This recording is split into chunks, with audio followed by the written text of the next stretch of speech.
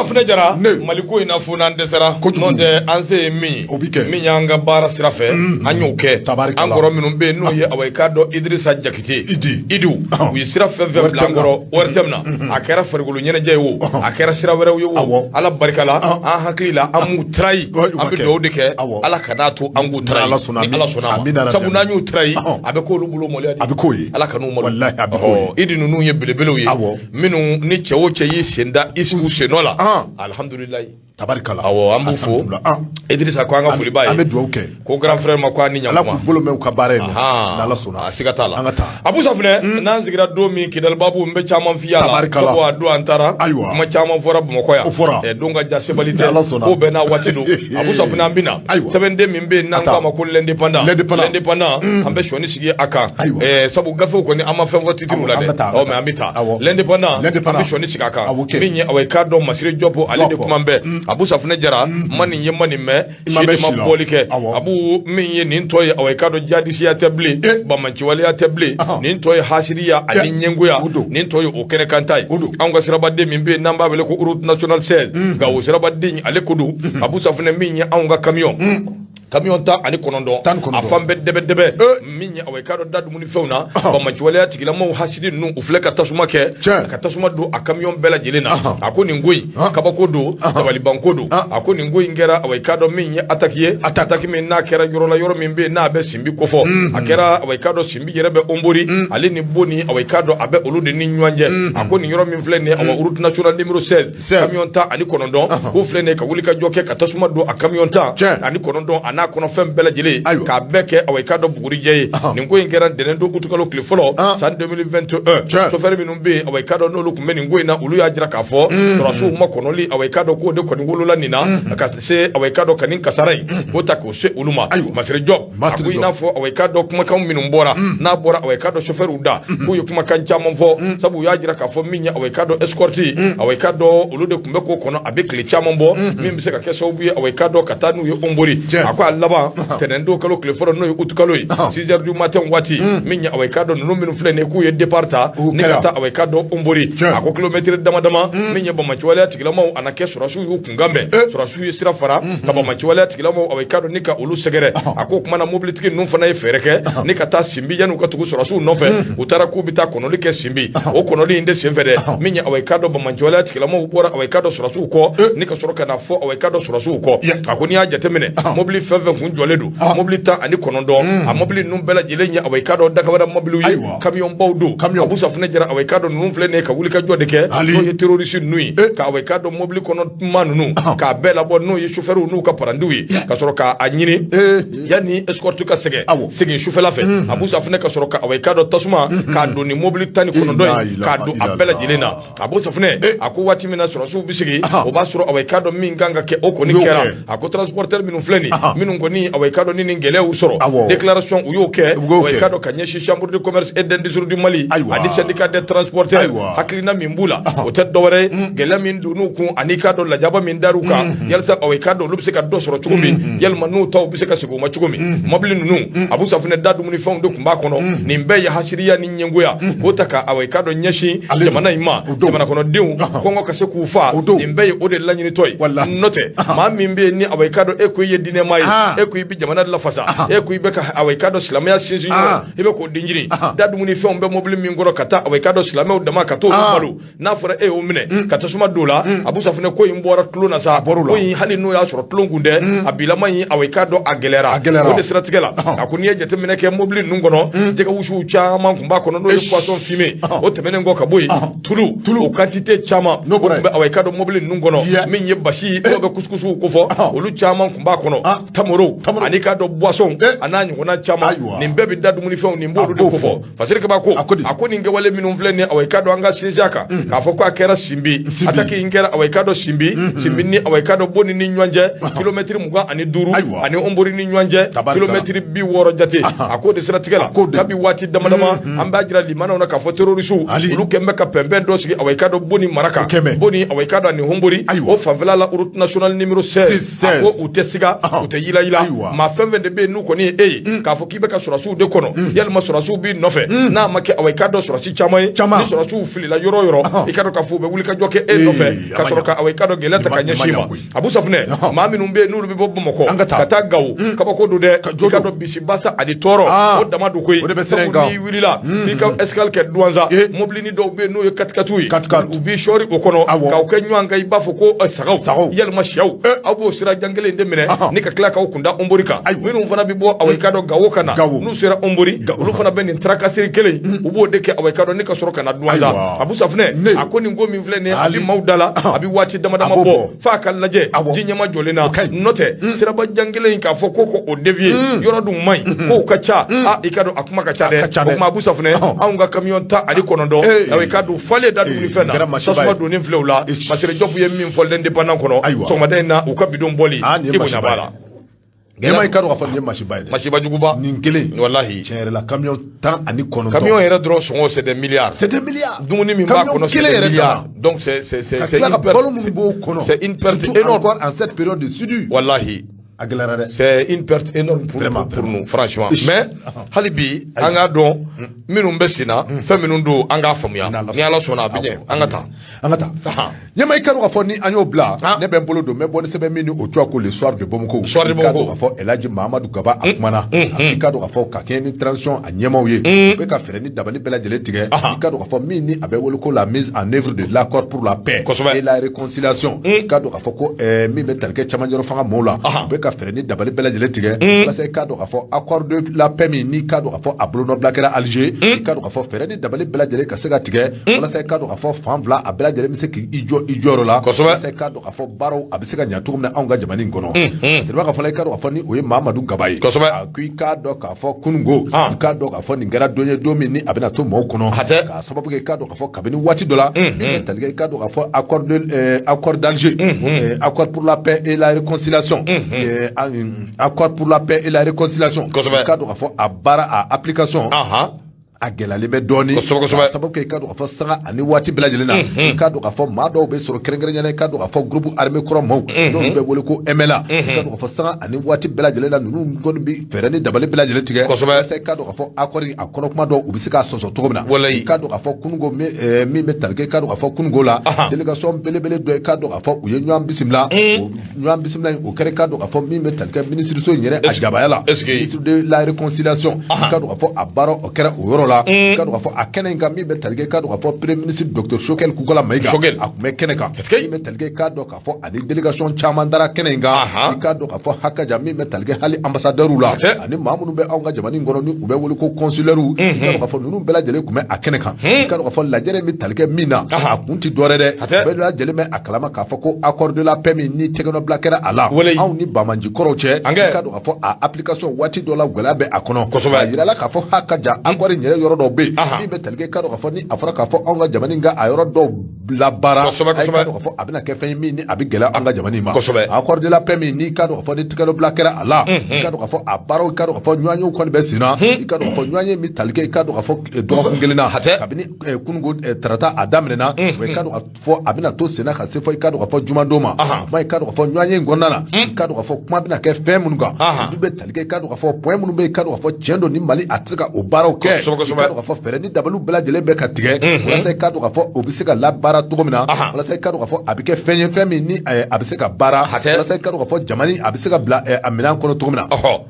Mali ka dɔn k'a fɔ paix ani bɛn ani kɛlɛ a bɛ se ka sabati jamana kɔnɔ cogo min na i ka dɔn k'a fɔ accord de la paix min ni a signalé filɛ nin ye i ka dɔn k'a fɔ a yirala k'a fɔ hali waati tɛmɛnen na a ma tɛmɛ waati jan kan ex rebelle minnu ni olu bɛ wele ko MLA minnu kun ye i ka dɔn k'a fɔ hakilina dɔ ta dɔgɔkun tɛmɛnen na min bɛ tali kɛ i ka dɔn k'a fɔ provocation na provocation o tɛ dɔwɛrɛ dɛ i ye kɛlɛ tigɛ ka bagama ta anw ka gouvernement k'a sɛgɛrɛ k'a sababu kɛ i ka dɔn k'a fɔ o dakɔrɔbɔliw kɔnɔna na u ye fɛɛrɛ bɛɛ lajɛlen tigɛ u ka min bɛ tali kɛ wele la u ye wele ta i ka dɔn k'a fɔ u ka maaw fɛnw sɛgɛrɛ kɛrɛnkɛrɛnyana u ka trupu k'olu ka ɲɔgɔn sɔrɔ i k'a dɔn k'a fɔ min bɛ tali kɛ azawadi ko la o kuma i k'a dɔn k'a fɔ n'a ma ɲɛ k'a fɔ ko tɛgɛ bila kɔni kɛra i k'a dɔn k'a fɔ bɛn bɛ se ka sabati ani ninnu jɛ cogo min na i k'a dɔn k'a fɔ au même moment n'a fɔra k'a fɔ ko olu bɛ ka fɛɛrɛ ni dabali bɛɛ lajɛlen tigɛ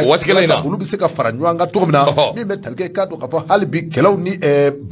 bamanjiya waliw k'o ta ka jamana k'a sɛgɛrɛ o b'a jira k'a fɔ min bɛ tali kɛ accord de la paix la a k'a dɔn k'a fɔ ma da la k'a fɔ ko ninnu bɛ fɛ kɛ a la baara kuma i k'a dɔn k'a fɔ lajɛrɛ in kun bɛ tali kɛ min kan ne ka se ka fɛɛrɛ ni dabali bɛɛ lajɛlen tigɛ accord de la paix bɛɛ lajɛlen bɛ se ka i jɔyɔrɔ la cogo min na Mali ka se ka a ka côté labaara min bɛ tali kɛ i k'a dɔn k'a fɔ bamanji kɔrɔw la i k'a dɔn k'a fɔ hali n'a y'a sɔrɔ k'a fɔ bamanji kɔrɔ dɔw faralen bɛ an ka bi i k'a dɔn k'a fɔ hali bi a kelen-kelennin dɔw bɛ yen i k'a dɔn k'a fɔ hali bi azawadi ko kuma de bɛ olu da kɔnɔ o kuma fɛɛrɛ ni dabali bɛɛ lajɛlen ka tigɛ anw ka ɲɛmaw fɛ walasa i k'a dɔn k'a fɔ nin accord de la paix min ni a baaraw bɛ sen na filini minnu bɛ a kɔnɔ olu ka se ka labaara walasa i k'a dɔn k'a fɔ paix ani bɛn ni kɛlɛ a bɛ se ka sabati anw ka jamana kɔnɔ Patiri filɛ nin an ye min bɛ k'a dɔn k'a fɔ soir de Bamako kɔnɔ El Hadji Mamadou Gaba ale ka sɛbɛn don Abu Safunɛ Jara El Hadji Mamadou Gaba an b'a fɔ ka walimadɔn Umaru Ongoyiba soir de Bamako kelen ale kuma bɛɛ yanni an ka Umaru ta Arasi Ada an ka foli ani tɔnni Arasi Ada an b'a lasa ma k'a ni cɛsiri Abu min ye Umaru Ongoyiba ale kuma bɛɛ an ka taa awɔ i k'a dɔn aéroport international Bamakɔ Senu Abu Safunɛ nin ko min filɛ nin ye awɔ i k'a dɔn n'a bɛ tali kɛ militaire minnu bɛ yen n'o ye sɔrɔsiw ye n'o ye affaire des 49 militaires ka 49 Abu Safunɛ nin ko in awɔ i k'a dɔn hali bi a bisibasa bɛ sen na wa ko in diba n'a kɔlɔlɔ n'a ma yɛlɛ dɔ fɛ sabu société min bɛ yen société min n'an ko a ma ko SASI Abu Safunɛ Jara janfa min b'a kɔnɔ ani hakilina min b'u la ani u ye awɔ i k'a dɔn fɛn minnu kɛ ka ɲɛsin jamana in ma u ye dɔ kɛ anw kan ten sa u mɛnna fo an fana k'a lajɛ k'a jɔ an jɔyɔrɔ a ko n'i ye jateminɛ kɛ affaire min bɛ yen n'o bɛ sɔrɔsi 49 minnu bɔra Côte d'Ivoire jamana kan ka na suru anw fɛ jamana in kɔnɔ hali bi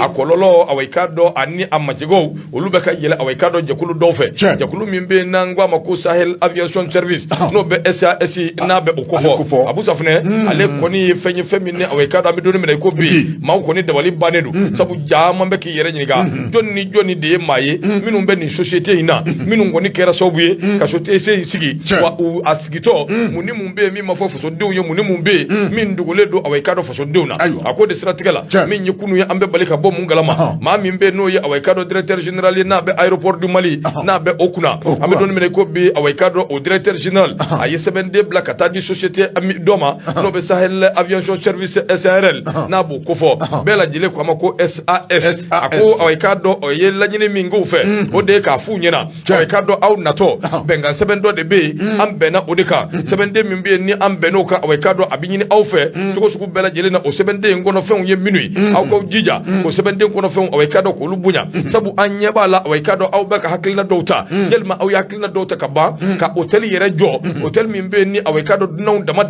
n'olu de bɛ jigin hôtel in kɔnɔ dunan ninnu ye fɛn minnu ye a bɛ maa kamana guwa a bɛ maa dabali ban o kumana sa min ye nin ko bɛɛ lajɛlen ka na anw ka dugukolo sanfɛ sɛbɛnden ka di aw ma a jira k'a fɔ aw yɛrɛ ka baara kɔnɔna na aw bɛ se ka yɔrɔw jɔ o bɛ se ka kɛ awɔ i k'a dɔn aw ka baara sira fɛ ani aw ka maa minnu bɛ yen a n'a ɲɔgɔnna caman olu bɛ se ka don a kɔnɔ nka k'a fɔ ka hôtel de jɔ so min ni a kɔnɔna labɛnnen don ka kɛ awɔ i k'a dɔn dakabana hôtel ye k'o jɔ ka tila ka maaw minnu bɛ yen n'olu bɛ na n'olu ye municipal maaw ye yalima maa wɛrɛw ye k'olu jigin awɔ i k'a dɔn o hôtel kɔnɔ SAS n'o bɛ awɔ i k'a dɔn Sahel Aviation Service fɔ ani aw ma bɛn o kan wa o tɛ awɔ i k'a dɔn ko ninnu kɔnɔna na a ko kuma na n'aw k'aw bɛ sɔsɔli kɛ sɛbɛnden sigiden min bɛ awɔ i k'a dɔn o ye article 2 ale kumanen b'a kan kosɛbɛ min bɛ tali kɛ aw ka minɛnw aw bololafɛnw ani aw kan ka baara minnu kɛ a n'a ɲɔgɔnna caman min ye awɔ i k'a dɔn hangar o bɛ guwa kofɔ ka bureau dɔw jɔ ka hangarw jɔ k'olu labɛn ani ka awɔ i k'a dɔn sira dɔw dilan min na aw yɛrɛ ka taa ni ka segin n'olu bɛ se ka nɔgɔya baara in kun filɛ nin nka a yira k'a fɔ jaja aw ye awɔ i k'a dɔn yɔrɔ dɔ jɔ illégalement ka sɔrɔ a tɛ sariya kɔnɔ zone aéroportière o yɔrɔ in a bɛ kɛ sababu ye ka sɔrɔsi héberger des soldats étrangers surasi dunanw k'olu bisimila awɔ i k'a dɔn o hôtel ninnu kɔnɔ f'anw ka aéroport la MINUSMA cadre dɔw don o bɛɛ tɛmɛnen kɔ ka bɔ yen ko aw ye nin fɛn fɛn kɛ nin ye ni aw kelen bɛ ka sariya sɔsɔ o sira fɛ min ye directeur ba ye n'o bɛ aéroport directeur a ko a b'a ɲini ninnu fɛ u ka cogo sugu bɛɛ lajɛlen kɛ nɔngɔnni bɛɛ lajɛlen na a ko ti bila ka sini ma kɔnɔ dɛ o nɔngɔnni bɛɛ lajɛlen na sɛbɛnden minnu bɛ yen ni awɔ i k'a dɔn ka o tɛmɛna an n'aw ni ɲɔgɔn cɛ baara in bɛ kɛ n'o sira ye cogo min an ka tɛmɛ ni o sira ye wa a ka tila k'a ɲini u fɛ maa fɛn fɛn de bɛ yen minnu bɛ aw ka dɔ so ninnu kɔnɔ ko hôtel n'a aw talen bɛ k'u ta ka n'u bila kɔnɔ tile 3 de bɛ di aw ma 72 heures n'u ma bɔ aw ka dɔ a kɔnɔ ni hôtel ko in n'a ko ma dabila sariya ye aw yamaruya min ye n'o ye guaniw ye ani ka dɔ aw ka bureau ani aw ka don ka bɔ bɛ se ka nɔgɔya cogo min o min n'o yamaruya ni aw ma kɛ dans 72 heures contrat de bail min bɛ anw ni aw ka dɔ société in cɛ a bɛ dabila pewu o kaɲi sariya fɛn de bɛ an kan ka tɛmɛ sira o sira fɛ an bɛ tɛmɛ a fɛ a kama o kaɲi a dabɔra min kama mais Abu Safunɛ nin ko in ɲininkali caman bɛ nin ko kɔrɔ dɛ parce que vraiment siga b'a ko kɔnɔ Abu cɛ Mali in kun binna dɛ c'est le mafia mais mafia jugu don dɛ ni ma dabɔ comment est-ce que contrat bi di aw ma aw ka engrais ni bureau jɔ ani voie dɔw dégager min na va-et-vient bɛ se ka nɔgɔya a banna mais aw bɛ taa hôtel yɛrɛ jɔ mais hôtel jɔra kuma jumɛn ka ban kuma jumɛn mɔgɔw bɛ don o kɔnɔ non mais an ka ɲɔgɔn nɛgɛ dabila Mali in kun bosora a kun bosora dɛ c'est grave voilà bon ni dɔw jɛmakan ye nin ye vraiment c'est grave donc il y en a aussi minnu fana ka management n'u ka boirement o bɛ nin kɔnɔ a bɛ nin kɔnɔ bon tu vois non tiɲɛ yɛrɛ la anw bɛ kule la fan bɛɛ fɛ jaja dɔw bɛ kɛrɛfɛ o de y'a to dɔw tɛ fɛ ko in yɛrɛ ka dabila u tɛ fɛ ko ninnu ka dabila mais c'est pas an bɛ ka MINUSMA ta ko min fɔ an bɛ MINUSMA ta ko min na o man di dɔw ye o non o man d'u ye ka sabu kɛ nin ko ninnu de bɛ sen na nin so ninnu jɔra kuma jumɛn fo ka hôtel jɔ surasi dunanw bɛ na nin jɔra waati jumɛn nin sow jɔra waati jumɛn maa kan k'i yɛrɛ ɲininka dɛ non vraiment c'est terrible c'est grave hein c'est grave Abu Safunɛ min aw ka dɔ ale kɔni y'a jira k'a fɔ 72 heures de dilen kuma a 72 heures a bɛ daminɛ aw ka dɔ août kalo tile 2 fɛn bɛ yen min tɛ contrat kɔnɔ a bɛɛ ka cɛ ka bɔ yen n'a ma bɔ yen dans 72 heures ni min bɔra la aw ka dɔ a bɛ lakali sabu sariya ye fɛn fɔ an bɛ tɛmɛ o fɛ min kan ka annulé an n'u ka contrat yɛrɛ k'a bɛɛ résilier k'a bɛɛ annulé a ko président directeur général min bɛ yen n'a bɛ aéroport du Mali kunna a y'a jira k'a fɔ ko il se verrait dans l'obligation d'enclencher toutes les voies de droit pour la résiliation du bail. Ok. Ye kuma faamuya Abu Safunɛ o fana sa nin ye kabako ye dɛ jamana in kɔnɔ Abuja ko bɛ dibi la ko bɛ dibi la dɛ o de y'a to maa yɛrɛ tɛ fɛ maa dɔw bɛ yen o tɛ fɛ yɛrɛ transition in ka bɔ ntɛnɛnna ka tarata sɔrɔ parce que transition in bɛna bɔ u ka ɲugu n'u ka ɲaga caman de kalama mais comment ça fait-il que hôtel aw bɛna so kuturu jɔ aéroport ka non mais c'est grave c'est grave kabako dadu ala k'a ni sababa fasiri filɛ Umaru Ongoy b'a ka fasiri don a bɔra soir de Bamako kɔnɔ u ka bidon bɔli Ibu ɲɛ b'a la merci bien a b'i fo ɲɛma u ka dɔn k'a fɔ an bɛ dugawu de kɛ hali bi basigi ala ka don anw ka jamana in kɔnɔ wallahi n bɛ n bolo don koyi kosɛbɛ kɔni sɛbɛn min ni o cogoya ko nouvelle horizon a bɔ an ka taa ka dɔn k'a fɔ ɲɛdankura n ye Tuguna A Tarawele a ka sɛbɛn don a ko i k'a dɔn k'a fɔ jamana min bɛ yen ni o bɛ wele ko États-Unis i k'a dɔn k'a fɔ États-Unis min bɛ tali kɛ Américains ko k'i k'a dɔn k'a fɔ min bɛ tali kɛ u ka dolari n'i y'a kɛ tan i b'a faamu ka ɲi kosɛbɛ min bɛ talikɛ i k'a dɔn k'a fɔ u ka dolari u ka wari dolari miliyɔn 32 i k'a dɔn k'a fɔ ko u bɛn'o di anw ka Mali fasoba in ma jɔnni u bɛna di Mali ma jɔn bɛn'o d'a ma États-Unis kɛ an y'u deli de yan an m'u deli dɛ u b'a di n'u yɛrɛ u ko k'u b'a di u ka na n'a ye an b'a dun an kana b'a la u ka na n'a ye maa bɛ u ka na n'a ye o t'an bɔ an da bolo kan u ka na n'a ye an ban t'a la u ka na n'a ye o kuma i k'a dɔn k'a fɔ nouvelle horizon kɔnɔ min bɛ tali kɛ i k'a dɔn k'a fɔ kununko tarata ni o bɛnna août kalo ale tile 2 ma ambassadeur min bɛ États-Unis kaw cɔ la anw fɛ Bamakɔ yan kosɛbɛ i k'a dɔn k'a fɔ ka taa se maa min bɛ yen ni o bɛ i k'a dɔn k'a fɔ directrice i positionné ka ɲi parce que n y'a dɔn k'a fɔ i bila mettre à l'aise parce que c'est bon non c'est bon a bɛ dabɔ i ka caméra in de kama ani micro sɔrɔ cogo ɲuman donc min bɛ tali kɛ i k'a dɔn k'a fɔ directrice de la mission de l'agence des États-Unis pour le développement institutionnel international n'o bɛ wele ko USAID i k'a dɔn k'a fɔ ale ɲɛma ka taa se k'a dɔn k'a fɔ ambassadeur min ni o bɛ États-Unis kaw fɛ anw fɛ Bamakɔ yan i k'a dɔn k'a fɔ kununko u ye lajɛrɛ belebele kɛ lajɛrɛ in bɛ tali kɛ fɛn min kan o ti dɔwɛrɛ dɛ min bɛ tali kɛ i k'a dɔn k'a fɔ CFA min bɛ tali kɛ i k'a dɔn k'a fɔ dolari ale miliyɔn 32 i bɛna o ta k'o di anw ka jamana in ma walasa i k'a dɔn k'a fɔ dɛmɛ dɔw cadre kɔnɔ o ka na n'a ye ninnu y'a yira i k'a dɔn k'a fɔ kununko u ka lajɛrɛ n sɛbɛn min bɛ tali kɛ i k'a dɔn k'a fɔ gɛlɛya caman na ko o bɛ farafinna jamana caman kɔnɔ kɛrɛnkɛrɛnnen i k'a dɔn k'a fɔ anw ka Mali k'a sababu kɛ i k'a dɔn k'a fɔ gɛlɛya min ni o bɛ diɲɛ bɛɛ lajɛlen kɔnɔ bi n'o ye i k'a dɔn k'a fɔ Rusilakaw ani Ukrainelakaw olu ka kɛlɛ min ni a bɛ sen nɔ i k'a dɔn k'a fɔ kɛlɛ in kɛ bɛ sababu ye i k'a dɔn k'a fɔ ka gɛlɛya caman don anw ka jamana caman kɔnɔ n'a ale tilebinfɛ bolo kan kɛrɛnkɛrɛnnen i k'a dɔn k'a fɔ Mali o kuma i k'a dɔn k'a fɔ ninnu kɔni y'a kanu min bɛ tali kɛ i k'a dɔn k'a fɔ dolari ale million bisaba ani filala bi atakadi on ma anga ke deme ani deme sababu ke ikado ka fo gelami ni abe anga ni watina ikado ka fo mi be talige deme na deme nganga ta sira mi be american u ka fola ikado ka fo ko deme ni ya ta halaje mi be talige ikado ka fo sefa wari u ka pardon mi be talige u ka dolari wari ikado ka fo a million tan ani duru ikado ka fo ko o million tan ani duru ko obita ikado ka fo deme be deme mi ni abena taka adama dun ko lu segre namba wole ko aide humanitaire ma ikado ka fo aide humanitaire abeta ka mo segre ma munu be ikado ka fo ni kelekra olu sababu ye ka bo korobe jamani kan ma ikado ka fo onga mali akorobe la ça c'est centre ma ikado ka fo ka ukunda bamuko kan ma mi metalike ikado ka fo sefa dollar wari a milliard tan ani duru obita odafe wari to ato metalike ikado ka fo 17 millions de dollars dollars ale million tan ani wolobla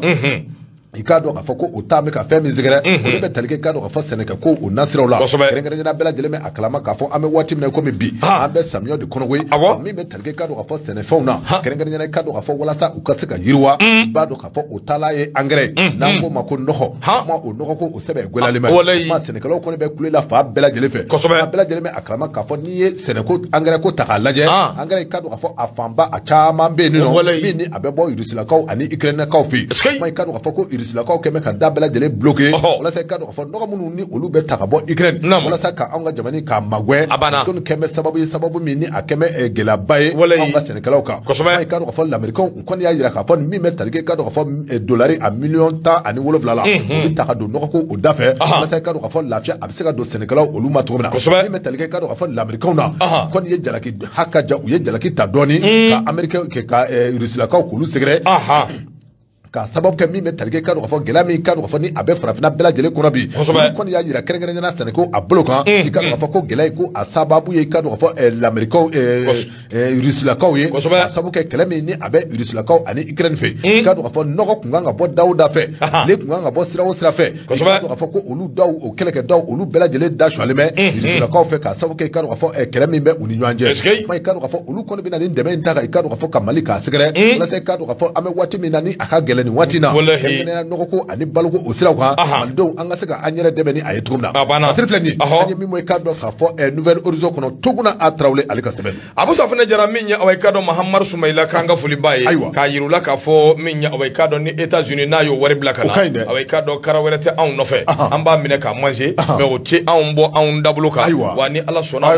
ka wari ote ke sababu ka fo ko an banga sirabla malikura awikado sira abu safuna halibi be gindo donc le pays ale kumambe abu safuna minya awikado jamana ngono amba nyira nyiniga awikado nyini fendu yemu fengelenye sabu ke wale do be minum bi maka managwa abu safuna jara minya awikado N5 kura awikado ko bangena M5 RFP malikura awikado ko bangena aminya awikado fendu gule chama obeni M5 awikado obe ajukoro ako wati mina nyama be wulile do mimbe maliko kofo kanzigi mali tongoro mimbe se ka to faso do mbi do dakelefe ka bo dakelefe abu safuna jara minya awikado ke wale do de be minum bi ka ke jamana ngoro minum bi maka managwa ma do be ina fo madam sika jatuso ina fo minya awikado maître Mohamed Ali Bachili koni mba sidibe Chokumar Sisoko anika do mudubo sidibe nonu vle ka wuli ka joke ka jakulu kurasiki jakulu minu yere ya tokoda ko M5 RFP malikura sirika bako ni ndu min vle ne awikado ni ye maliku kele de wa tari ni nya awikado premier ministre chokel ko kala maiga ni nya alede no fekele fasiri begindo ako awikado janvier kalo ni aklibala san 2022 clé dama yeni embargo che minye ni mako fle minu vle ne awikado lu wuli ka joke M5 RFP awikado otokola usimbo awikado chokel ko kala maiga ani jamana in tabulo usimbo usina o de sira tigala unyina na pew ka foko chokel ko kala maiga abe awikado premature la M5 RFP awikado o de tokola ako de kama ne jatemene ke bae ka fo ado ko ni be ulu ko ni kabana gwana udabali bana sabu mali problem amba nyire nyini ga awikado mako kele duwa tari mali ko kele awikado odo ma chama de be minum be ku yere nyini ga o tabulo la anga politique ma minum fleni ko bana bula ko yi bana jugu ba bana mimbula awikado fura yere soro mandi awikado o bana ina wati mina mo be ka keleke mali ko sira fe ulu ka kele kunde dore chokel ko kala maiga no ye premier ministre o ka walansebe o ka ta awikado ni ka boy ako ni min fleni abi ma kamana gwa ma minga kuma kado o ye tayru baye a ko Tayiru yɛrɛ M5 RFP o maado a ko nunu minnu filɛ nin yan'u k'u seko n'u dɔnko bɛɛ kɛ u bɛ se min na awɔ i k'a dɔn k'o dinati Mali ko in bɛ se ka nɔgɔya cogo min ko nunu kɔni bɛ ka min kɛ o de ye awɔ i k'a dɔn maako kɛlɛ ka wuli ka jɔ ni fɛɛrɛw ni dabaliw bɛɛ tigɛ min bɛ se k'a to u yɛrɛ ka maa dɔ bɛ o jolo o bɛ se ka kari cogo min a ko awɔ i k'a dɔn fɛn bɛɛ de bɛ ka labɛn premier ministre min bɛ anw kunna n'o ye Choguel k'ale ka ko bɛɛ lajɛlen kɛ c'est tout c'est fini a ko o ka bɔ yen min ye Choguel awɔ i k'a dɔn transition yɛrɛ a kana ɲɛ a bolo cogo si la o fɛɛrɛw a n'o dabaliw o de bɛ ka tigɛ fɛn fɛn bɛ ka kɛ jamana in kɔnɔ n'o ye tiɲɛnifɛn ye n'o ye fɛn ye fɛn min n'a man ɲi k'a bɛɛ lajɛlen fuguna ta k'a don awɔ i k'a dɔn Choguel ko kala kunna u b'o ko awɔ i k'a dɔn o de labɛnw sabati a ko bɛɛ tɛmɛnen kɔ ka bɔ yen n'i ye jateminɛ kɛ Choguel k'a mangoya k'a kɛ awɔ i k'a dɔn mangoni ye premier ministre awɔ président de la transition o ɲɛkɔrɔ o dabaliw n'o fɛɛrɛw k'o de bɛ ka tigɛ awɔ i k'a dɔn ni maa fila min filɛ nin n'u bɛnnen don n'u bɛ ka baara sugu bɛɛ lajɛlen kɛ awɔ i k'a dɔn o maa fila k'olu kɔ don ɲɔgɔn na Abu Safunɛ Jara o de ye fɛn ye fɛn min n'a fɛɛrɛw awɔ i k'a dɔn o bɛ ka tigɛ maa dɔw bɛ yen minnu bɛ ka nin baara in bɛɛ lajɛlen kɛ Mali kɔnɔ awɔ i k'a dɔn ani Mali kɔ kan a ko a bɛ tile dama dama bɔ an gulo bɛ mun na mouvement kura dɔ sigira ko M5 RFP Mali kura a ko awɔ i k'a dɔn maa minnu b'o kɔnɔ Kele Madame Si Kadiatou Sow Fila Mohamed Ali Bacili Saba Konimba Sidibe Nani Cheikh Umaru Sissoco duruna o ye Modibo Sidibe a ko ninnu minnu filɛ nin awɔ i k'a dɔn maaw don minnu ni awɔ i k'a dɔn u bɔra M5 RFP la pewu t'u yɛrɛ sɔrɔ awɔ i k'a dɔn jɛkulu min bɛ yen n'an k'a ma ko M5 RFP kura a ko n'i dun y'u lajɛ ninnu ka taabolo in donc ala awɔ i k'a dɔn yalima maa kan ka danaya da ninnu kan wa parce que b'a fɔ ko ayi dɛ ko sabu ko n'i ye jateminɛ kɛ Kele Cheikh Umaru Sissoco maa don min awɔ i k'a dɔn bɛɛ b'a dɔn Cheikh Umaru taabolo ye min ani premier ministre o bɛ taabolo min kan bɛɛ b'a dɔn Cheikh Umaru yɛrɛ n'i kun ye jateminɛ kɛ maa don min kun bɛ ka fɛɛrɛ ani dabaliw bɛɛ tigɛ ale ka se ka kɛ awɔ i k'a dɔn premier ministre a kɔrɔma sulu ye mun ye Cheikh Umaru k'a ye a ka fasiriw bɛɛ fara ɲɔgɔn kan CV MV TV kirikara a y'a bɛɛ fara ɲɔgɔn kan k'a bila ka taa awɔ i k'a dɔn Kuluba waati min na premier ministre ko kuma awɔ i k'a dɔn o bɛ fɔra fasirikɛba ko a ko de kama comité stratégique min bɛ yen n'a bɛ M5 RFP tɔgɔ la olu kɔni de Choguel Kokala Mayiga a dira awɔ i k'a dɔn olu de tɔgɔ la a ko dama tɛ koyi min ye awɔ i k'a dɔn maa min bɛ yen n'o ye Abdelkader Mayiga ye ale ye nin kumakan in fɔ koyi a ko M5 RFP maa min bɛ yen n'o ye Cheikh Umaru k'a y'i ban kolokoto ani Choguel Kokala Mayiga k'u ka se ka awɔ i k'a dɔn ɲɔgɔn ye a ko n'i ye nin kuma ninnu bɛɛ lajɛ k'u fara ɲɔgɔn kan k'i b'a faamuya yɔrɔnin bɛɛ la k'a dɔn k'a fɔ Cheikh Umaru Sissoco maa don min hali bi a ma ku a fɛ min na awɔ i k'a dɔn Choguel Kokala Mayiga a kɛra premier ministre a ma ku a fɛ mun kelen na a ko Cheikh Umaru kelen de ye maa ye min bɛ se ka o fɔ ayiwa i ye kuma faamuya o ka bɔ yen fila min ye awɔ i k'a dɔn Madame Si Kadiatou Sow ale ka kɔnba awɔ i k'a dɔn k'o kɔni ye maa ye maa min bɛɛ bɔ a ka kɔnba dɔn sabu ani premier ministre Choguel Kokala Mayiga u ka taabolo ye min ye bɛɛ lajɛlen b'o dɔn maa minnu ka surun M5 RFP la olu y'a jira k'a fɔ Madame Si Kadiatou Sow ale ko de ko Choguel kelen premier ministre min ye awɔ i k'a dɔn jɛkulu min bɛ n'o ye M5 RFP ka awɔ i k'a dɔn a ɲɛmayaba k'o ta ka di ale ma nka comité stratégique o ɲɛmaya di ale ma o ma se ka ɲɔgɔn faamuya o la sabu hali sini a ɲɛmaya bɛ maa min bolo o ye Choguel Kokala Mayiga ye waati bɛɛ ni ko ninnu kɛra awɔ i k'a dɔn ale bɛ wuli ka jɔ kɛ ni nin kumaw de ye o kuma bɛ don min na i ko bi ale ka kɛlɛ a n'a taabolo o faamuyalen don min filɛ nin ye n'o ye Baka Dunankɛ ye n'o ye awɔ i k'a dɔn M5 RFP awɔ i k'a dɔn Nakosa ye n'o bɛ tali kɛ Mohamed Ali Bacili ale ye maa min yɛrɛ kun di ye fiyewu réunion kɛyɔrɔw la nka Mohamed Ali Bacili a tununa pewu a bɛ ɲini réunion na a t'i ye maa yɛrɛ tun t'a dɔn bilen k'a bɛ M5 RFP la waati min na Bandaw ale ye welewele da kɛ ka ɲɛsin M5 RFP maaw ma M5 RFP y'u ka délégation labɛn u bɛ taa Bandaw kunbɛn don min Kuluba dabaliba yɔrɔ nana kɛ mun ye u taara Mohamed Ali Bacili jɔlen sɔrɔ yen a jɔyɔrɔ a sɔrɔla ka t'i jɔ yen a tɛ ye réunion na a tɛ foyi kalama foyi mais don min welela ko M5 RFP ka na délégation formée u taara Bacili sɔrɔ yen Bacili kun bɛ yen a taara i jɔ yen a taara kɛ maa fɔlɔ ye walayi a cɛkɔrɔba ninnu ale de ma Dionkaw ka Bacili ka mɔgɔw t'u ka kɛlɛ la ale ma taa miliyɔn daminɛ Buramala Bacili ma fɔra yan dɛ a bɛ kuma dɛ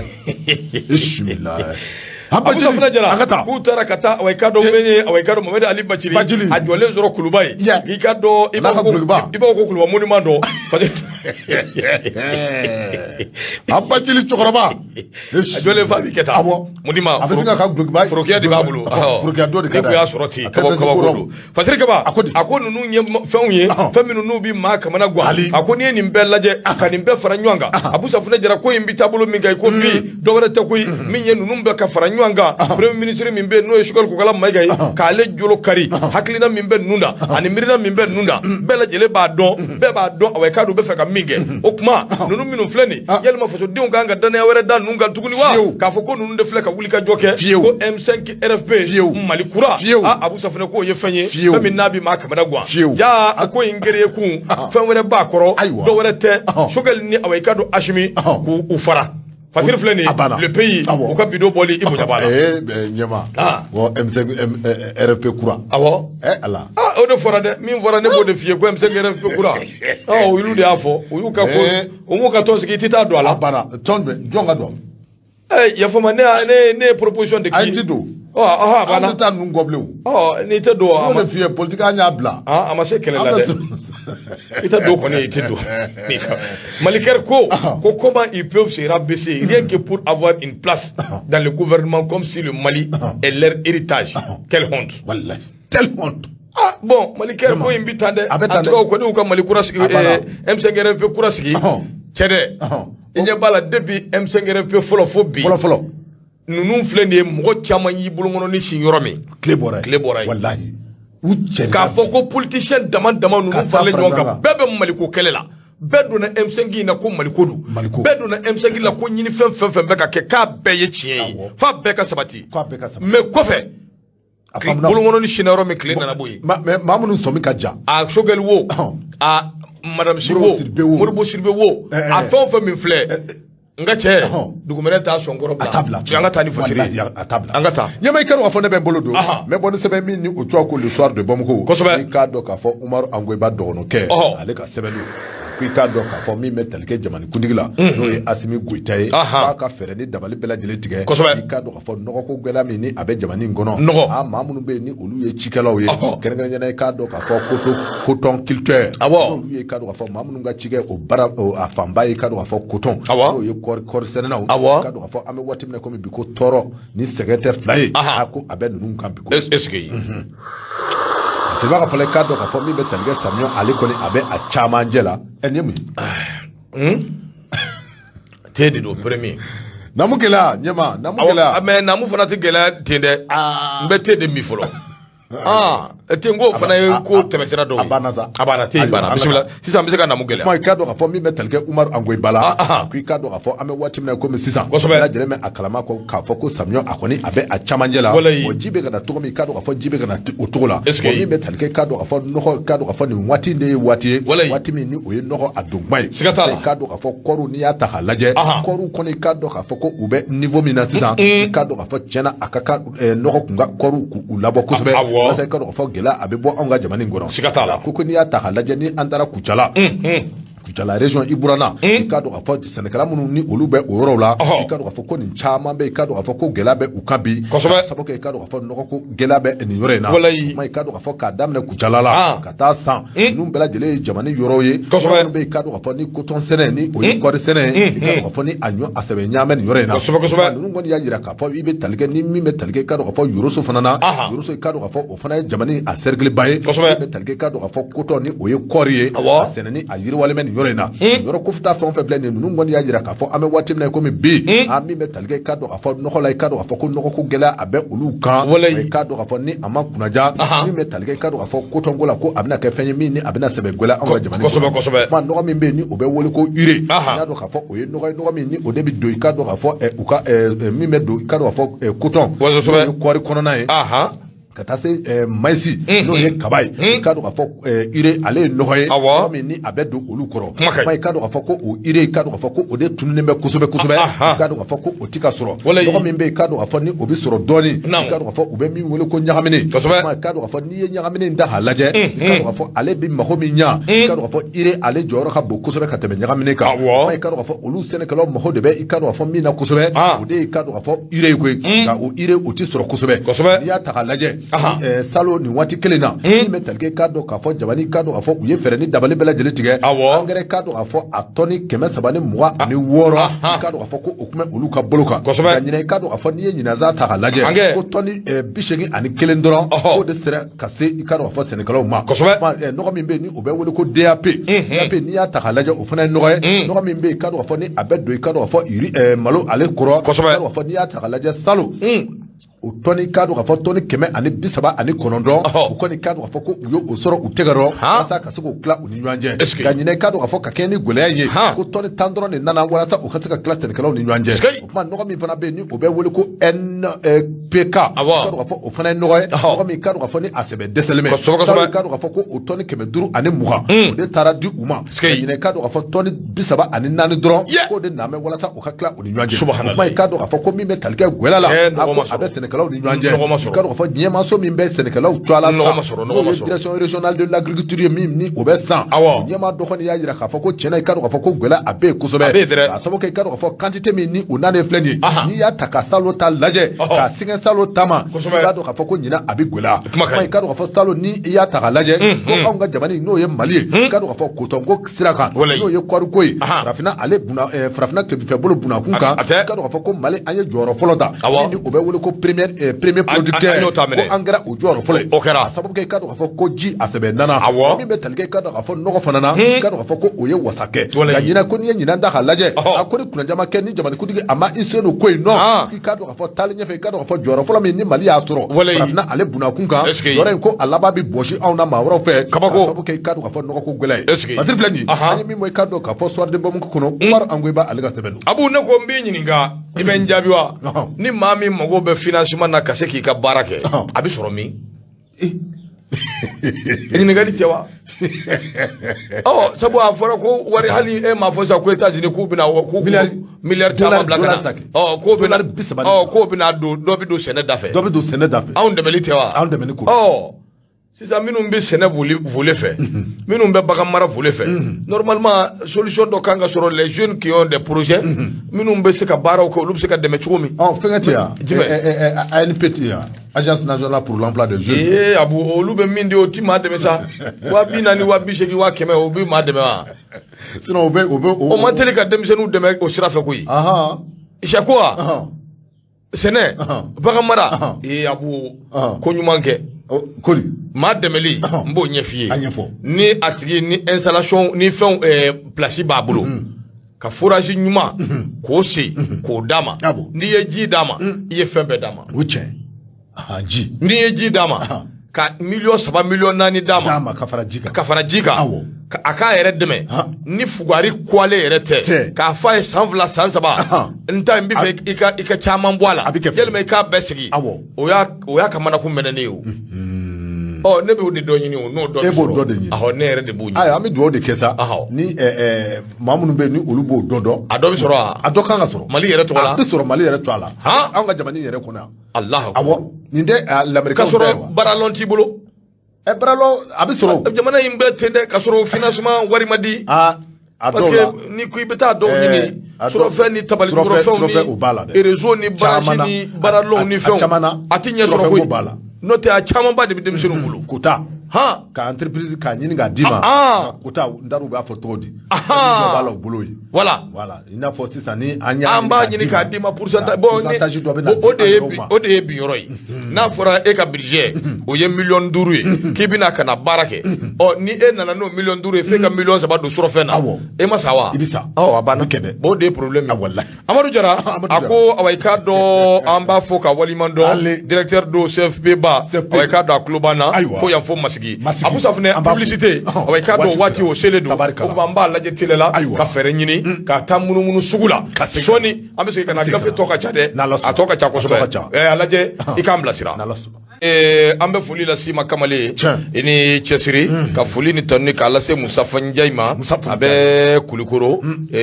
Kɔlɛbugu an b'a fɔ ka waliɲuman dɔn k'a ni baara hali bi ko an mago bɛ awa i k'a dɔn u ka duwawu la an mago b'u ka dɛmɛ la k'an to la ka foli ni tanu k'a lase awa i k'a dɔn Fayira min ye awa i k'a dɔn Fayi ale ye Fayi Kamara Sotelma Malitel a dankɔrɔba dɔ don wa ale fana b'a lamɛn kosɛbɛ ale ni ne fana ka ko bila ko te ko fay an ka foli ba ye dɛ fay ka fo ka waliman dɔ sanga ani waati fa ni cɛsiri hali bi k'an bɛ sotelima maa bɛɛ fo sotelima malitel bɛɛ fo fay kelen tɔgɔ la ko ne ko k'a kamara a yabu safunɛ ka Yusufu Kɔnɛ fo a k'a dɔn a bɛ Kebla Kɔlɔnjɛba a fana ye an ganuba belebele a k'a dɔn an ka foli tɔnu ye o bɛ ka ɲɛsin a ma ne de bɛ yan e de bɛ ayiwa Abu Safunɛ n bɛ taa n'an bɛ taa an bɛ se Abu Safunɛ Jara min ye a k'a dɔn kunnafoni an b'a bɔ sɛbɛn kɔnɔ sɛbɛn min n'an ko a ma ko Laya Jara ka sɛbɛn kɛrɛnkɛrɛnnenya la min ye a k'a dɔn Soir du Bamako a b'o de kofɔ Laya a ko a k'a dɔn anw ka jamana nafolo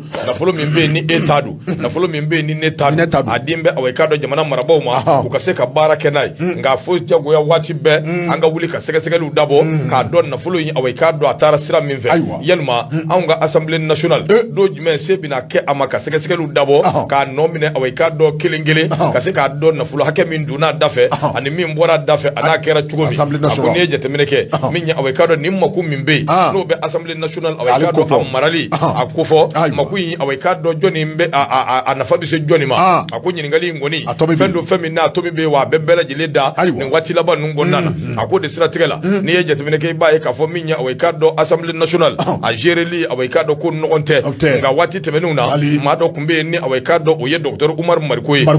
Umar kɛlɛ tigɛ a yɛrɛ dun Umar Mariko a tan bɛ ko dɔw ko a bɛ jamana kɔnɔ dɛ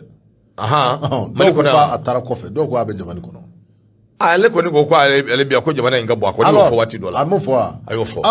ayiwa basi tɛ Umar Mariko ale kɔni tun bɛ maaw hakili lajigi waati bɛɛ docteur tun bɛ a k'a dɔn kumaw caman fɔ min bɛ tali kɛ k'a to Assemblée nationale kɔnɔ Umar Mariko a tun bɛ ɲininkali kɛ ɲininkali min n'a b'a kɛ waati bɛɛ o de ye k'a fɔ a k'a dɔn Assemblée nationale a ladon cogo ani a k'a dɔn a wari a bɛ kɛ cogo min na a dossier yalima a k'a dɔn a ko bɛna ta waati jumɛn Umar Mariko tun b'o kɛ o tɛmɛnen kɔ ka bɔ yen Umar Mariko a k'a dɔn wulikajɔ ni cɛsiri a kun b'o kɛ waati bɛɛ min ye a k'a dɔn sɛnɛkɛlaw bagan maralaw min ye sanubɔlaw a n'a ɲɔgɔnna caman Umar de tun bɛ fantanw a k'a dɔn ale tun ye kunkumada ye Umar Mariko ale tun bɛ kɛ sababu ye anw ka Mali gouvernement a k'a dɔn a disiba caman bɛ yen o tun bɛ taa munumunu Assemblée nationale kɔnɔ ni ka a k'a dɔn ɲininkali minnu bɛ yen n'o bɛ fasodenw yɛrɛ kun n'u kan cɛ ka se k'o ɲininkaliw ka se k'olu da Umar Mariko ye kɛlɛ kɛ ka wuli ka jɔ kɛ ka fan bɛɛ don ɲɔgɔn na yalisa min bɛ se ka to Assemblée nationale ladon cogo nafolo min bɛ taa da fɛ Abu Safunɛ o nafolo a k'a dɔn a ka se ka ɲɛdɔn sadi maaw ka nin député min filɛ nin jɔnko Ala a k'a dɔn a y'i to kɛlɛ la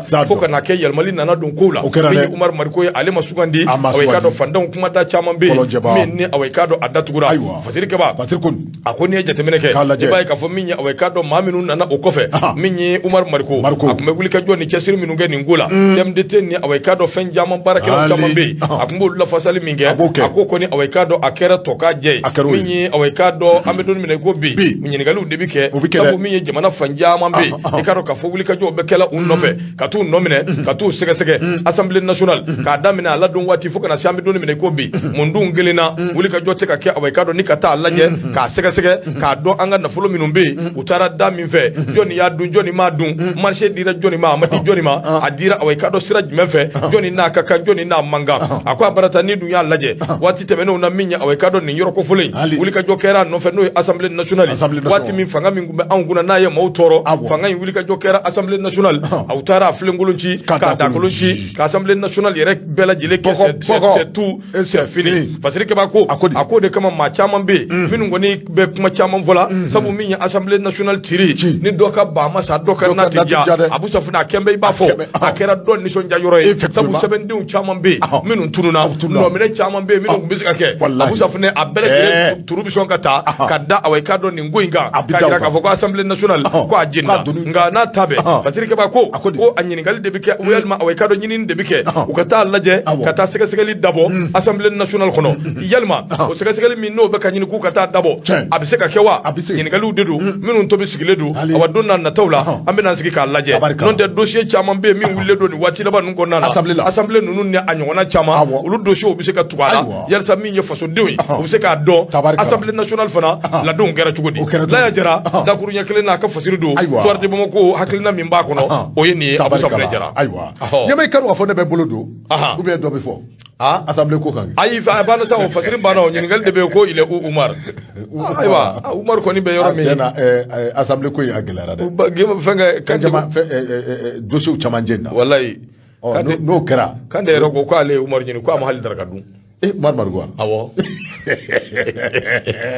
ata ngi dangoro bay wati dola de angata aywa ngema ikado ka fo nouvelle horizon mal ta tugun ikado ka fo tuguna atrawle aka sebendo ikado ka fo dangoro ba muso mimbe walma ikado ka fo ambalba muso mimbe ni atwa ko Mariam Kone ikado awambala muso awo Mariam Kone ikado ka fo ale présidente ye ni abe front populaire contre la vie chère ikado ka fo ko ani kuna fondila uye nyanye bourse de travail au konona ikado ka fo ambala muso ni oye Mariam Kone e ba do ko Mariam Kone abi gafe la mea abala mede tabarikala Mariam Kone yere ba ka fasiri chaman foya isibela journaliste do elle est journaliste là bon Mariam Kone ando de ko je savais pas aka combat bedeni mauka lafia ale ka combat de tabarikala bismillah ukuma ikado ka fo mi metalike en concert ina no ye kado ka fo Mariam Kone matina kado ka fo ale président ye ni abe front populaire contre la vie chère kado ka fo ani kuna fondila ayo nyanye kado ka fo wati mina uye nyanye akera kungo kado ka fo ni obena tratado ma utkalo ale klefla kado ka fo nyanye uyake bourse de travail kono kado ka fo nyanye zebe wati mina kado ka fo am balba muso ni oye Mariam Kone wati mina aye kumata aye folita ka kado ka fo ka kuna fondila ko ulu segere kerengere na mi ni oye abarake nyonye aya yira ka fo ko nunu aw ye soldat de l'information no ye kado ka fo information no kuna fondi kado ka fo aw fana bi jaji o sura sila kawye o mai kado ka fo ko ngunu ate sanzoro juruko mai kado ka fo krofo mi ni abena bo ulu da kona abi ikado ka fo apma ke ka jembela jele mine apma ke ka se jamani kono do ma ikado ka fo wa kuna fo dilaw au ka chesiri sababu do ikado ka fo folini tanu ikado ka fo ayo taka abarakala o segere no ye kuna fo dilaw ye akui ikado ka fo mi mi talike ikado ka fo ni ntoina to mi vle ni abe fo ko front populaire pour la vie chère ku ikado ka fo tondo ni ikado ka fo warni ndode no ye ikado ka fo non lucratif warni ndode akui ikado ka fo wa politique tote a politique akui ikado ka fo ko to energie ikado fo ni tomi ni asigle fla ulu fe ikado ko fo ni anyama ya be ale Mariam Kone bolo do re tere wala sai ikado ko fo jamani kono do on mi sega lafia to gomna ni ikado ko fo bela jele me akalama ka fo kabiri wati dola ni be talike ikado ko fo seda wo ulu ye nyakini bere taka on segre ani iyo moa nu ngara nyakini nu tarake sababu ye ni ba to ikado ko fo jamani kono ikado ko fo mu ni abe wole ko produit de première nécessité no be talike ikado ko fo dadu mini fe mu ni ulu kan ka san ikado ko fo population lambda fe no ye ikado ko fo sigdala do nye ikado ko fo o fe be kado ka fo ayera ka fo ko wati mina kado ka fo sedawo ali kado ka fo yumwa uye sanction gela intaka an zegere akra saboy ka gela ka chaman na an ga jamani ngoro o mai kado ka fo Mariam Kone ako kado ka fo mi metalike sanction na a wuli ngoro kofe ka te kalu kelema bi kado ka fo jajimina borla aka ka fo halbi ni ndadu mini fe munu vleni kado ka fo abela jele so abeka yele jema dongodu tugu jewje kado ka fo dobi fara fe do so ka kerengene kado ka fo ni sukuru ta halaje kado ka fo ale golale me bi atisaka sa halbi ka sababu ke kado ka fo aso gela ni metalike kado ka fo le ampudru la te nono muye kado ka fo ko bela jele ye fe mu nu atisaka sa kutobe ma mi metalike kado ka fo tulula ulu fona kado ka fo ningela le me kata se maloma ani kado ka fo haka jami metalike kado ka fo enyon ni kado ka fo sunaw ani krengo ani kado ka fo kabaw dadu mu bela jele ye fe mu ni utisaka sa tuguni Mariam Kone akoy kado ka fo sugo ko utisaka sa akoy kado ka fo ame wati me ko mi bi bela jele me akalama ka fo ni ye malita ka laje ba sur ka fo mi metalike pauvre la te fandaw ye mai kado ka fo fanda de ka chango so be ka teme fama ka setu de ka dwa ka fo senda ulu de ka cha on ga jamani kosobe mai kado ka fo Mariam Kone ako luka kelete politique kele luka kelete makoye luka kelete kado ka fo uka kelete dore kele ngunda bo me minga jamani kono do on mi sega lafia tumna population lambda on mi sega lafia soro tumna on ga jamani kono kado ka fo mi metalike kado ka fo ulu koni ye document doke document gonna na kado ka fo uye anyeshi jamani kundigma kado ka fo uka fereni dabale bela jele blasinga wala se kado ka fo population on mi sega lafia tumna akui kado ka fo mi metalike exoneration la o baro o kake amanya ka fo ko uye exoneration ko baro ko boloda uka fereni dabale bela jele tige ami me wele ko subi kado ka fo ko uka jaw kala ko lana ye muye kado ka fo uka fereni dabale bela jele tige mamunu be kado ka fo ni ube stock uke kado ka fo ka produit ka a stocker tanke di gwela mana andi aboka fere ko ye fe mi ni a chamai ko mai kado ka fo mi me wele ko monopole do re de kado ka fo ka dadu mi fe munu ni olu be bo jamane kɔfɛ kana ka ka dɔn k'a fɔ k'a marché ta k'a di maa kelen dɔrɔn ma walima maa damadɔ ma k'olu ye taabolo min b'a to k'a fɔ ko fɛnw u bɛ gɛlɛya kosɛbɛ o kuma i ka dɔn k'a fɔ olu b'a fɛ nin bɛɛ lajɛlen a ka kɔn walasa i ka dɔn k'a fɔ n'a ma ɲɛ k'a fɔ ko i ka dɔn k'a fɔ exonération n'a a kɛra produit kan dabali bɛɛ lajɛlen tigɛ i ka dɔn k'a fɔ min bɛ tali kɛ jamana a ɲɛmaaw la u ka suivi u ka a boloda wa i ka dɔn k'a fɔ min bɛ wele k'a dɔn k'a fɔ stockage o stockage u ka a kɛlɛ kɛ wa i ka dɔn k'a fɔ monopole o ye ka fɛn di maa damadɔ ma olu de ka kɛ a nabaa ye n'olu tɛ maa si tɛ na n'a ye o min filɛ o ye k'o ka dabila u k'a to bɛɛ lajɛlen maa o maa bɛ yen ni wari b'i kun i bɛ se ka taa san ka na feere u k'a to sugu ka dayɛlɛ bɛɛ lajɛlen Mariam Kone i ka dɔn k'a fɔ a ye kɔrɔfɔ caman fɔ a kumabaw u filɛ nin ye Fatiri filɛ an ye min bɔ i ka dɔn k'a fɔ Nouvelle Horizon kɔnɔ Toguna a Tarawele ale ka sɛbɛn Abusa Funɛ Jara min ye awa i ka dɔn Mariam Kone n'a ka di ye i b'a fɔ ko Christelle i bi journal caman fɔ Mali kɔnɔ Mariam Kone Christelle a bolo nɔ b'a caman na maa don min sɔnna ka taa kungo kɔnɔ kungo janw kɔnɔ ka taa baara kɛ ONG nɔfɛ jamana in tiɲɛ yɛrɛ kunnafoni ko sira kan a caman bɛ Christelle b'a dɔn Mariam Kone ne bɛ muso in dɔn a bɛ tiɲɛ dɔn dɛ a b'a dɔn kojugu o tuma ni maa don min kabi bi tɛ a ma sɔn fɛn min ma o y'a wariko ye wariko n'a kun sɔnna wari ma ɲɛ kuma y'a sɔrɔ a kɛn bɛ badabada ɲɛlɛnni ye nka Mariam bɛ fantanw dɛmɛ hali ni nin ye fɛn dɔw daminɛ sisan u bɛ tila k'a critiquer ayi a fɔ ko a bɛ fanga contre la y'a faamu parce que n'a ye mankan ci sisan fasodenw ka lafiya capable de dire que Mariam b'o de nɔfɛ ale b'o de nɔfɛ politique ko tɛ foyi c'est pas non voilà c'est un peu ça Abusa Funɛ Jara min ye awa i k'a dɔn n bɛ n ka cɛkɔrɔba fo n mɔkɛ Mali tɔgɔ la Niger jamana kan min ye Yunusa Baraji Mayiga Yunusa Mayiga finitigi don n tɛna jalafi ye nka a bɛ Niger nin waati in na a tan bɛ faso in kuma bɔ Niger n mɔkɛ don ayiwa Mali ambassadeur Niger ko ne ko a Mayiga i bɛ n ka foli f'a ye n'Ala sɔnna a bɛ Niger a tulo b'an na a bɛ Niger an bɛ dugawu de kɛ a b'a mɛn Ala ka baara Ala ka tafanga d'a ma n mɔkɛ don i mɔkɛ don tabarikala ka bilasiraliw ka girin ayiwa nka a bɛ to ka n gulo de sama surasi ka mɔdenya tulonkɛ tɛ ten dɛ kana mɔkɛ kan k'o kɛ mɔden la kɛ an bɛ finitigi ka mɔdenya tulonkɛ tɛ ten dɛ a ye tɔgɔ a kɔrɔbalen finitigi kɔrɔbalen o ye farinya da ye sa ale bɛ ɲɛnɛ mɔdenya kɔ ale bɛ ɲɛnɛ mɔdenya kɔ a bɛ k'ale ɲɛna ko a bɛ caserne kɔnɔ bilen o tuma Yunusa Mayiga min ye Mali ambassadeur Niger an b'a fo ka waliman dɔn sanga ani waati o bɛ tɛmɛnen kɔ ka bɔ yen an bɛ foli lase Atayer ma Atayer Duma Mayiga min ye Compol ni waati in na a bi yan a fana a b'an lamɛn ale fana y'an ka cɛkɔrɔba ye an b'a fo ka waliman dɔn k'a Mayiga Abusa Funɛ Jara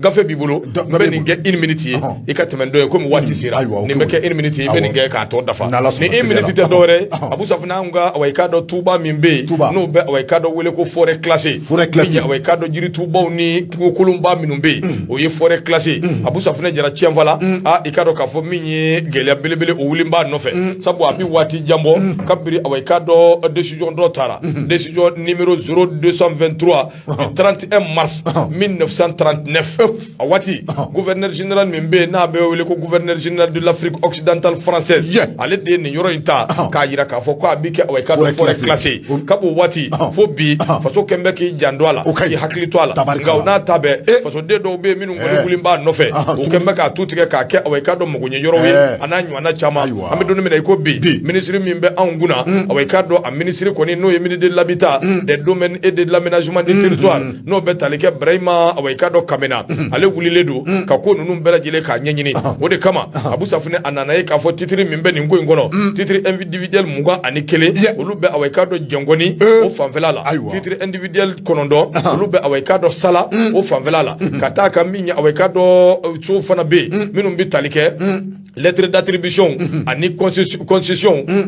rurale fo ka taa se awa i k'a dɔn sow ma a n'a ɲɔgɔnna caman forêt classée don gɛn b'a kɔnɔ u bɛ ɲini k'a bɛɛ basakili ci k'a ban ta ye o tuma an bɛ don min na i ko bi lisiw dɔnnen don ko dira awa i k'a dɔn kiiri tigilamɔgɔw ma maa minnu bɛ nin yɔrɔ in na n'u i b'a dɔn k'a fɔ i bɛ forêt classée kɔnɔ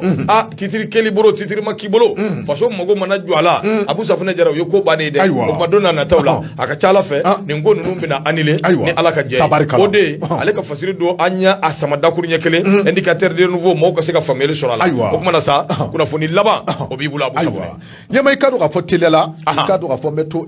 nouvelle horizon kono ba compter akumana akui kado ka fo halbi anga jida kungo tainzana ka ni metalge kado ka fo amba muso ina no ye musokoroba sambi lovla ani kele sambi lovla ni kele kado ka fo bela jeleme akalama ka fo village sonenke do be ni atwa ko lame kado ka fo musokoroba ni atwa ko juko jugu sidibe sidibe kado ka fo ni musokoroba akoni ashu ayira ni kado ka fo uye afaga bela jeleme akalama ka fo akara fali ko juguye ni kado ka fo bela jele bora akuna fo no kalama réseaux sociaux o safe akoni yira ka fo ni dal ni haklami ni wala chejugumi ni akele fle ka musokoroba ka segre na atwa ko jugo sidibe jugu sidibe ni kado ka fo dore tere asabra sorola mive jeleme akalama ka fo ni yoro ko fota mi vleni siba mamunu vleni utwa ko soninkou ni soninkou do kado ka fo nunu kado ka fo mi metalike esclavage la ni oye joyan wale we ina fo onyo asebe nyame ni yore na mai kado ka fo musokoroba mi vleni bela jeleme akalama ka fo nunu nga joyan wale ere asorola muve kado ka fo kuna fo dila aye fen jama sebe ko inkono kado ka fo aya yira ka fo mi metalike joyan wale asorola todi mamunu be kado ka fo no olu be wole autochtone ni olu ye sigba yirere kado ka fo mamunu nana fara kan ni olu ye étranger dunaw ye kado ka fo watimna olu sigu bina ke uni nwanje koni ya yira dunan na ka fo chendo ambeson awka sigi anga dugu kono condition ke fo ka so ama fo ko anake anga jonye mai kado ka fo ma koromunu temene don temene na koni kado ka fo ko o pacte ni oyo o tegena bloye koni temena uni nwanje haka jahanna makani sebe buraye kado ka fo mi metalike dana kauna kado ka fo o temena uni nwanje mai kado ka fo dunan munu zigira dugu ngono olu welela ko jon wa jonya bara olu yoke ma munu nye autochtone ni olu ye adugu atutige bawo ye ikado ka fo olu koni kera ikado ka fo munu me wele ko maître absolu olu kera uye